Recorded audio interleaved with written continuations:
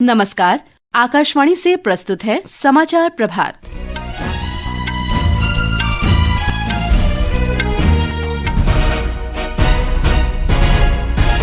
प्रधानमंत्री नरेंद्र मोदी आज शाम कनाडा के एकनासिस में G7 शिखर सम्मेलन में शामिल होंगे। प्रधानमंत्री द्विपक्षीय बैठकें भी करेंगे। सरकार देश के विभिन्न भागों, विशेषकर पिछड़े और आदिवासी क्षेत्रों में 2000 ड्राइविंग प्रशिक्षण स्कूल खोलेगी।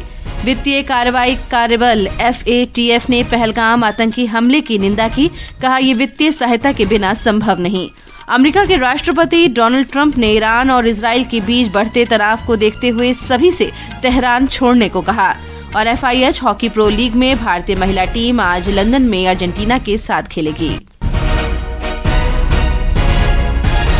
समाचार प्रभात के साथ मैं फरहत नाज। प्रधानमंत्री नरेंद्र मोदी आज कनाडा के एकनासिस में G7 शिखर बैठक में शामिल होंगे।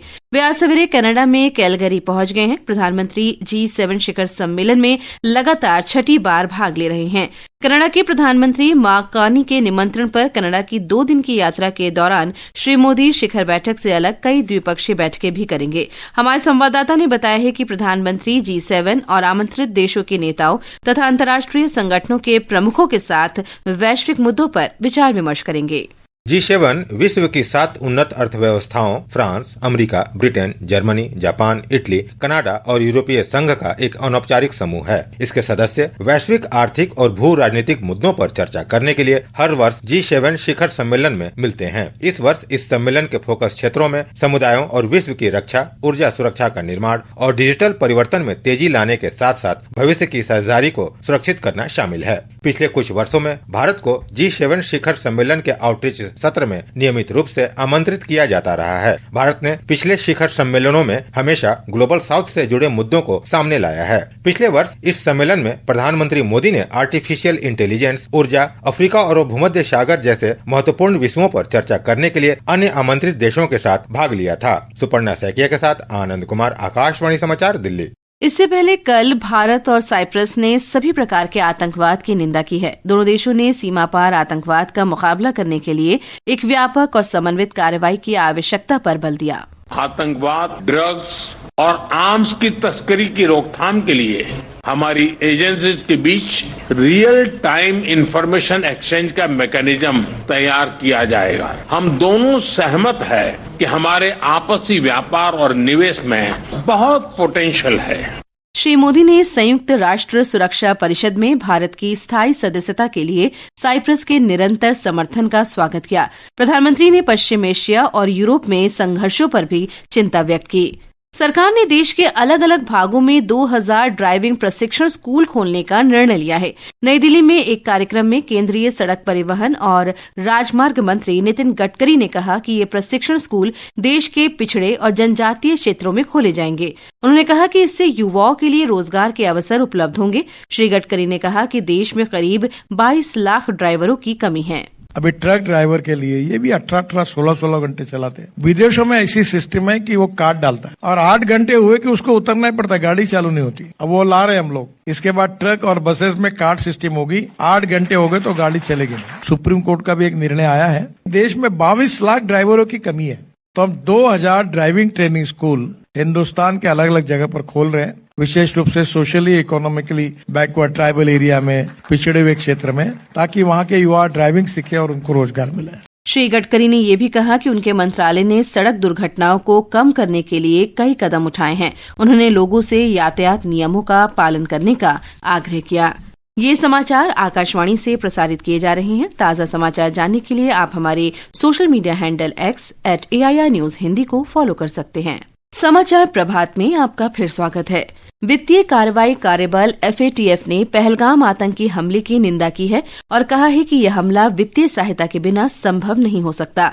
FATF ने आतंकी गतिविधियों के लिए धन मुहैया कराए जाने के खिलाफ सख्त कदम उठाते हुए अपने वैश्विक नेटवर्क के भीतर 200 से अधिक अधिकार क्षेत्रों को अपने समर्थन की पुष्टि की। FATF शायद ही कभी आतंकवादी हमलों की निंदा करता है और पिछले दशक में ये केवल तीसरी बार है जब इस संस्था ने आतंकवादी हमले की निंदा की है। गुजरात के स्वास्थ्य मंत्री ऋषिकेश पटेल ने कहा है कि कल रात तक अहमदाबाद विमान दुर्घटना के 125 शवों की पहचान डीएनए टेस्ट के जरिए की गई है। इनमें से 83 शवों को पहले ही परिवार वालों को सौंप दिया गया है। श्री पटेल ने एक सोशल मीडिया पोस्ट में कहा कि गुजरात सरकार केंद्रीय एजेंसियों के साथ मिलकर फॉरेंसिक और कानूनी औपचारिकताओं में तेजी ला रही है। नागालैंड में केंद्रीय मंत्री डॉक्टर जितेंद्र सिंह ने एक जिला एक उत्पाद ODOP पहल के अंतर्गत वोखा जिले में केले की खेती से आय सृजन विषय पर 5 वर्षीय दृष्टिकोण पत्र जारी किया। इस परियोजना को उद्देश्य किसानों की आय बढ़ाना और स्थायी आजीविका के रूप में केले की खेती को प्रोत्साहन देना है।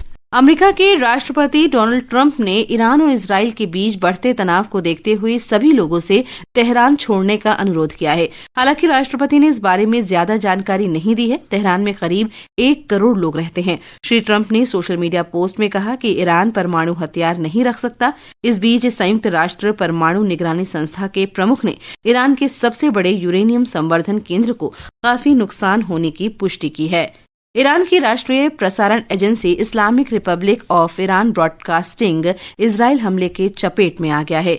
हमारे संवाददाता ने बताया है कि एक दूसरे के रिहायशी और बुनियादी सुविधा केंद्रों पर दोनों देशों के हमले से संघर्ष और बढ़ गया है। ईरान की मिसाइलों ने कल इजराइल के तेल अवीव और बंदरगाह शहर हाइफा पर हमले किए। हमले में कई घर नष्ट हुए जबकि कई नागरिक भी मारे गए। इजराइल ने तेहरान में ईरानी सरकारी मीडिया कंपनियों की इमारतों पर हमला करके जवाबी कार्रवाई की, जिसमें लाइव प्रसारण के दौरान एक टेलीविजन चैनल पर भी हमला हुआ। दोनों देशों के बीच बढ़ते संघर्ष के कारण तत्काल कूटनीतिक प्रयास शुरू किए गए हैं। G7 शिखर सम्मेलन में शामिल वैश्विक नेताओं ने व्यापक क्षेत्रीय संघर्ष की संभावना के बारे में चिंता जताई है। ईरान ने कतर, सऊदी अरब और ओमान से संपर्क किया है और इन खाड़ी देशों से अमेरिकी राष्ट्रपति डोनाल्ड ट्रंप पर दबाव डालने के लिए कहा है। खाड़ी देशों के नेता और उनके शीर्ष राजनयिक पश्चिम एशिया में लंबे समय से चले आ रहे टकराव को बढ़ने से रोकने के प्रयास में ईरान, अमेरिका और अन्य देशों के साथ लगातार संपर्क बनाए हुए हैं। दुबई से विनोद कुमार की रिपोर्ट के साथ समाचार कक्ष से आनंद पाठक। ईरान और इजराइल के बीच जारी घटनाक्रम को देखते हुए विदेश मंत्रालय ने स्थिति पर नजर रखने और भारतीय नागरिकों की सहायता के लिए 24 घंटे का नियंत्रण कक्ष स्थापित किया है। विदेश मंत्रालय ने इसके लिए कई हेल्पलाइन नंबर भी साझा किए हैं।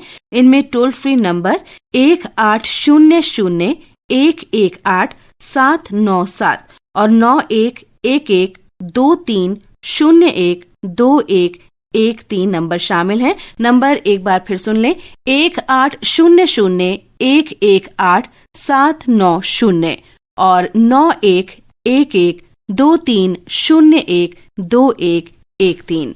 ब्रिटेन ने बाल यौन शोषण मामलों में पाकिस्तानी मूल के गिरोह के शामिल होने की राष्ट्रीय स्तर पर जांच कराने की घोषणा की है। ब्रिटेन की गृहमंत्री इवेट कपूर ने एक लेखा परीक्षा की रिपोर्ट को लेकर इस बारे में संसद को जानकारी दी। जांच पड़ताल में पाकिस्तानी मूल के गिरोह के इसमें शामिल होने की बात सामने आई है। एक रिपोर्ट। लेखा परीक्षा रिपोर्ट में लड़कियों को बहलाने, फुसलाने और उनका यौन शोषण करने में पाकिस्तानी मूल के पुरुषों की संख्या काफी अधिक पाई गई है। रिपोर्ट में नस्लीय भेदभाव या सामुदायिक तनाव के बढ़ने के डर से जातीय चर्चा से बचने के लिए संस्थानों की भी आलोचना की गई है। ब्रिटेन की गृह मंत्री ने जोर देकर कहा कि इस तरह की चुप्पी से न केवल गलतफहमी बढ़ी है बल्कि हानिकारक बयानों को प्रोत्साहन भी मिला है। उन्होंने पीड़ितों से स्पष्ट रूप से माफी मांगने का भी वादा किया और घोषणा की कि दुष्कर्म कानूनों को सख्त किया जाएगा। ब्रिटेन के प्रधानमंत्री कीर स्टारमर ने लेखा परीक्षा रिपोर्ट की सभी 12 सिफारिशों को लागू करने का वादा किया है, जिसमें राष्ट्रीय जांच भी शामिल है। रिपोर्ट में अधिकारियों से सभी शोषित नाबालिगों को पहले अपराधी या संदिग्ध के रूप में देखने के बजाय बच्चों के रूप में देखने का आह्वान किया गया है। समाचार कक्ष से मृगनयनी पांडे।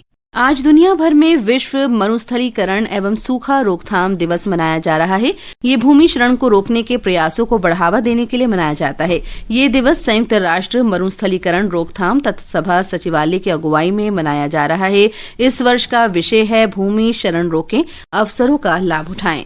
खेलों में पैरा पावर लिफ्टिंग विश्व कप का आयोजन आज से 25 जून तक चीन के बीजिंग में होगा। 16 सदस्यीय भारतीय दल में जैनब खातून, सीमा रानी, झंडू कुमार, जॉबी मैथ्यू, मनीष कुमार और कस्तूरी जैसे दिग्गज खिलाड़ी शामिल हैं। और अब खेल जगत की अन्य खबरों के साथ हैं मुकेश कुमार बल। लंदन में FIH हॉकी प्रो लीग में भारतीय महिला टीम आज और कल अर्जेंटीना के साथ खेलेगी। भारत इस समय 9 अंकों के साथ अंक तालिका में 7वें और अर्जेंटीना दूसरे स्थान पर है। इधर पहला महिला hockey India masters cup tournament कल से चेन्नई में शुरू होगा। 10 दिन तक चलने वाले इस टूर्नामेंट में 8 टीमें भाग ले रही हैं। हिमाचल प्रदेश, कर्नाटक, महाराष्ट्र और केरल को पूल ए में, जबकि ओडिशा, हरियाणा, पंजाब और तमिलनाडु को पूल बी में रखा गया है। ये इस टूर्नामेंट का पहला संस्करण है। और फरहत, अगर बात करें क्रिकेट की तो भारतीय क्रिकेट कंट्रोल बोर्ड BCCI ने इंग्लैंड के आगामी दौरे के लिए भारत की अंडर 19 टीम में बदलाव की घोषणा की है। जूनियर क्रिकेट चयन समिति ने आदित्य राणा के स्थान पर D दीपेश और खिलान पटेल के स्थान पर नमन को टीम में शामिल किया है। आयुष महात्रे की कप्तानी में भारतीय टीम 27 जून को एक दिवसीय अंतर्राष्ट्रीय मैचों की श्रृंखला के पहले मैच से अपना अभियान शुरू करेगी। इस दौरे में 5 एक दिवसीय और 2 टेस्ट मैच खेले जाएंगे। फुटबॉल में भारत की सीनियर महिला टीम की मुख्य कोच क्रिस्पिन छेत्री ने AFC महिला एशियाई कप और ऑस्ट्रेलिया 2026 क्वालिफायर के लिए 24 सदस्यीय टीम की घोषणा की है। भारत को क्वालिफायर के ग्रुप बी में रखा गया है, जहां उसका सामना 23 जून को मंगोलिया से, 29 जून को तिमोर लेस्ते से, 2 जुलाई को इराक से और 5 जुलाई को मेजबान थाईलैंड से होगा। ग्रुप विजेता मार्च 2026 में ऑस्ट्रेलिया में होने वाले फाइनल टूर्नामेंट के लिए क्वालिफाई करेगा। इसके अलावा फुटबॉल में ही भारत अंडर 23 पुरुष टीम के मुख्य कोच नौशाद मूसा ने तजाकिस्तान और किर्गिज गणराज्य के खिलाफ मैत्री मैचों के लिए 23 सदस्यीय टीम की घोषणा की है। भारत कल रात 8:30 बजे तजाकिस्तान की राजधानी दुशांबे के पास हिसोर में तजाकिस्तान के साथ खेलेगा। इसके बाद भारत का अगला मुकाबला 21 जून को किर्गिज गणराज्य से होगा। बिहार में पिछले 24 घंटों के दौरान 8 जिलों में बिजली गिरने की अलग अलग घटनाओं में 14 लोगों की मौत हो गई। सूत्रों के अनुसार बक्सर जिले में सबसे अधिक 4 लोगों की मृत्यु हुई। वहीं पश्चिमी चंपारण और कटिहार में भी 3-3 लोग मारे गए। आपदा प्रबंधन विभाग ने लोगों से मानसून पूर्व वर्षा को देखते हुए सतर्कता बरतने की अपील की है।